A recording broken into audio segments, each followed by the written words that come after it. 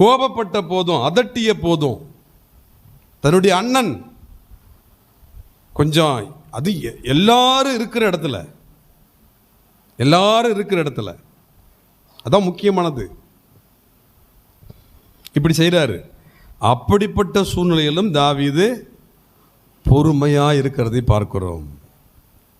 என்ன நினச்சிக்கிட்டு இருக்க நீ அப்படின்னு திருப்பி என்ன செய்யலாம், கேட்கலாம். அவனும் மனுஷன் தானே, அவனும் வாலிபன் தானே. எல்லாருக்கும் முன்னாடி கேட்கும்போது சில பேருக்கு எப்படி இருக்கும், சபையிலே அப்படித்தான். பாஸ்டர் எல்லோருக்கும் முன்னாடி திட்டாங்க, எல்லாருக்கும் முன்னாடி சொல்லிட்டாங்க. இப்போ ஒரு மனுஷனை பார்க்குறோம்ல, எல்லாருக்கும் முன்னாடி. இங்கே நம்ம கொஞ்சம் பேர் தான் இருக்கோம். அந்த யுத்த காலத்தில் எவ்வளோ பேர் இருக்காங்க, ஒட்டுமொத்த இஸ்ரவேல் தேச மக்கள் அங்கே கூடியிருக்காங்க. அந்த இடத்துல தாவீது திட்டு வாங்குறாரு. ஏன்?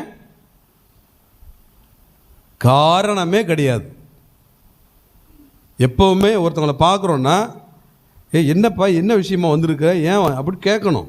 நேற்றுக்கு அப்படி தான் ஒரு தம்பி வந்தாங்க. எனக்கு வந்த தகவல், அந்த தம்பி வரும்போது எனக்கு வந்த தகவல் என்னென்னா, பத்திரிக்கை வைக்க வந்திருக்காங்க.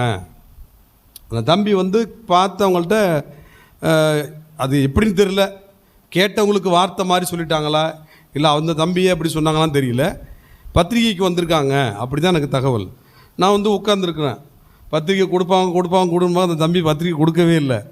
அப்புறம் என்ன செய்யுது, பத்திரிக்கை கொடுங்க தம்பியை கேட்க முடியும். தம்பி நீங்கள் வந்த காரியம் என்ன அப்படின்னா, அப்போ தான் நான் சர்ச்சுக்கு வரணும், நாளிலேருந்து வரணும் அப்படின்னு சொல்லி முடிவு எடுத்தேன். நாளைக்கு ஏன் இன்றைக்கே போய் பார்த்து வந்துடுவோம், இன்றைக்கே கிளம்பி வந்தேன். கொஞ்ச நேரம் அப்படியே பேசினார். பேசிட்டு அவர் ஜெபம் பண்ணி அனுப்பிவிட்டேன். ஆனால் என்னமோ தெரியல, இன்றைக்கி காணோம்.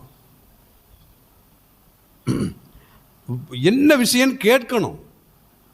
யார் வந்தாலும் இப்போ ஒரு எக்ஸாம்பிளுக்கு ஸ்கூலுக்கு பிள்ளைங்க போகிறாங்க, ஸ்கூலுக்கு காலேஜுக்கு போகிறாங்க. போயிட்டு 2 மணி நேரம் கழிச்சு பார்த்தா வீட்டுக்கு அப்படியே நடந்து தெருக்குள்ள வர்றாங்க. ஸ்கூலுக்கு போயிட்டு காலேஜுக்கு இங்கே என்ன எதுக்கு திரும்பி வந்த பாருட்டும், என்ன பண்ணுறோம் பாரு. அப்படிலாம் பண்ணக்கூடாது. ஏன்பா என்ன விஷயம், ஸ்கூலுக்கு போனா நீ, காலேஜுக்கு போன நீ திரும்பி வரியே, கேட்கணும் முதல்ல. ஆடு மேய்ச்சிக்கிட்டு இருந்தியப்பா, என்னப்பா திடீர்னு இங்கே வந்திருக்கியே என்னன்னு கேட்கணும்.